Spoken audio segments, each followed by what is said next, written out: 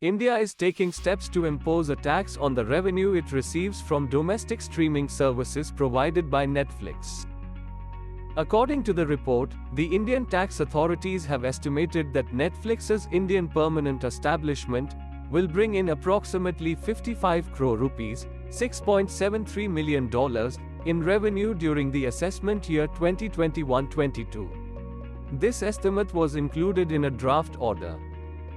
As India takes its first steps towards taxing foreign digital companies, Netflix finds itself in the crosshairs. Let's find out how this could affect the future of digital taxation.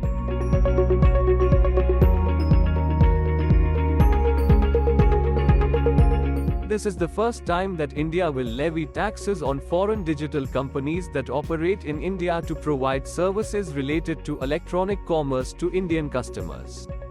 According to the publication, the tax officials reasoned that the US company had some employees and infrastructure from the parent entity on secondment in India to support its streaming services, which resulted in a pay and tax liability.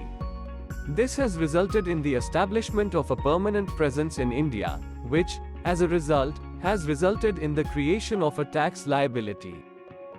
This step is being taken as part of India's ongoing efforts to regulate the digital economy and ensure that foreign companies pay taxes on the revenue they earn in the country based on their operations there.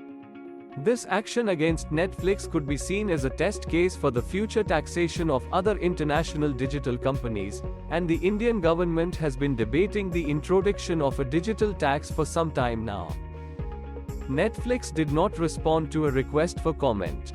Netflix exceeded the earnings estimates provided by Wall Street for the first quarter, but the company provided a forecast that was less optimistic than was anticipated, demonstrating the difficulties that the established streaming service faces in its pursuit of growth.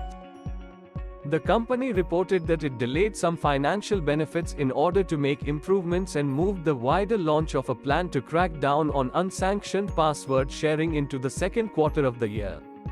However, the company reported that it was pleased with the results so far.